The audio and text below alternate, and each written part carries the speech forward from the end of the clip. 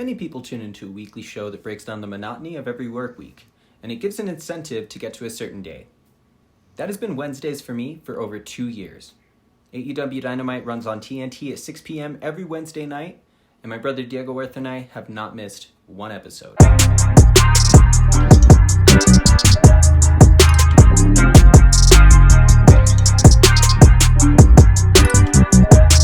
Hey Familia, this is Benjamin, and welcome to Brother Earth.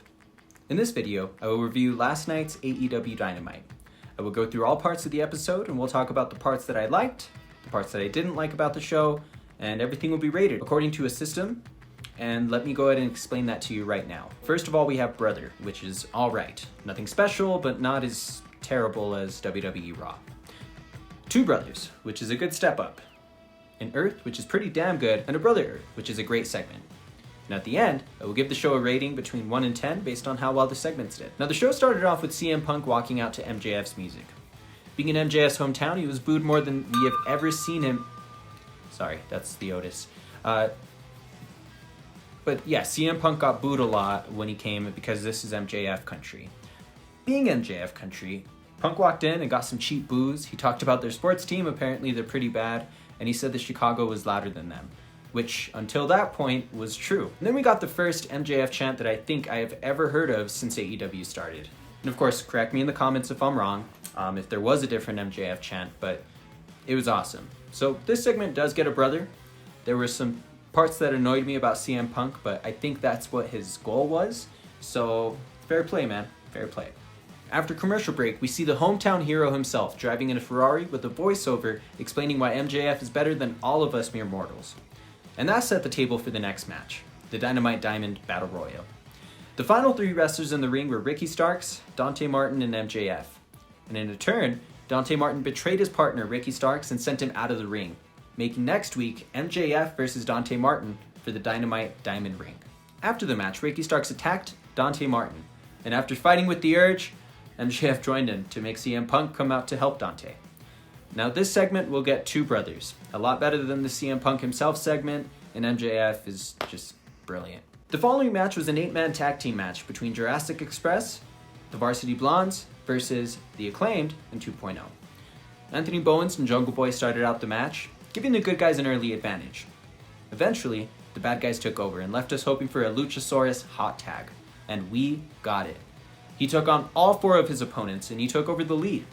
Now Jungle Boy took the win via snare trap to Max Caster, and I'll give this segment 2 brothers. It was a fairly good match, it was fun to watch, and just crazy all around. The next thing we saw was a promo with FTR and the legend himself, Tully Blanchard, to get us ready for Friday Night Rampage, which will show us an AEW Tag Team Championship match between them and the Lucha Brothers. Now this absolutely gets an Earth.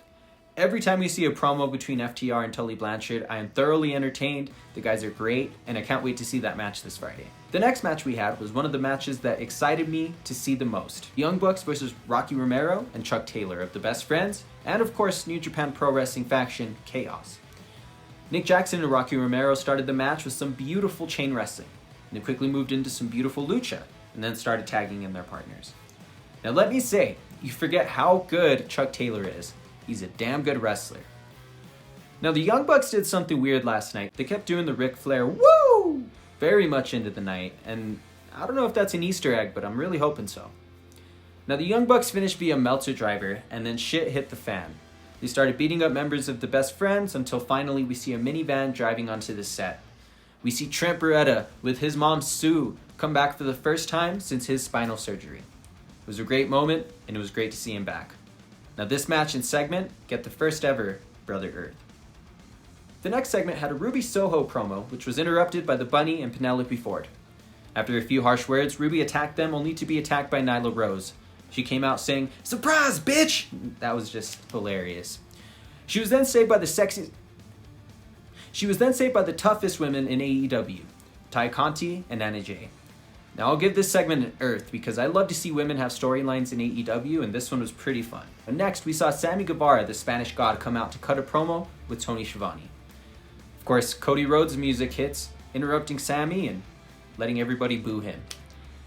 He let Sammy know that he will be facing him for the TNT Championship, and after he gave a fake swerve of walking through the heel tunnel, Ethan Page interrupted. The Men of the Year told Sammy that he has no guts and said that Dan Lambert will be coming back. Now this segment gets two brothers. It was a pretty fun promo. Now the next match had Jamie Hayter versus Rijo.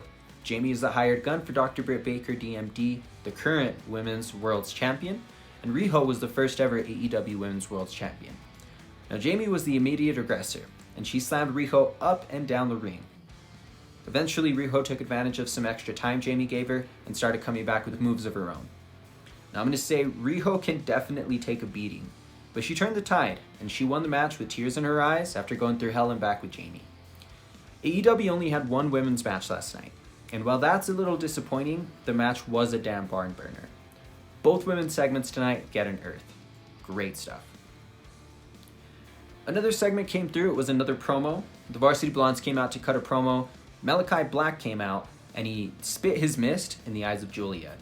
Now, I know where your mind's going, but get your mind out of the gutter. He just blew his mist at her, and she screamed and sold, and she did pretty great in that. That was a great job. And now, next thing we're going to talk about, it's time for the main event. Now, the main event of the night was the American Dragon, Bryan Danielson, versus the Meat Man, John Silver. Danielson came in with something to prove. He wanted to prove that John Silver has no business being in the ring with him, but he didn't quite outclass him, and John Silver got his shit in. Now the match was back and forth the whole time until finally, of course, Bryan Danielson knocked John Silver out with his submission. He cut a promo saying he's gone through all of the Dark Order, and he said Hangman Page is next. He then made sure that John Silver was going to get his effing head kicked in. And he started stomping the lights out of him. Hangman Page came out to make his save, and that closed the show. So this match and segment get two brothers from me, a fun match, a story well told, and it was great seeing John Silver in the main event. That was Dynamite. What did I think of the show? Was it good? Was it bad? Was it great? Was it elite? Well, it was really good, and I enjoyed every second of it, but it wasn't quite elite. This was the go home for Winter is Coming. It did not disappoint. And with that, I give this episode 8 out of 10 stars. Thank you so much for joining me on this review of last night's AEW Dynamite. If you enjoyed this video, be sure to give a like to the video, leave a comment with your thoughts, and subscribe for the next one. I will see you guys tomorrow. Hey, Brother Earth.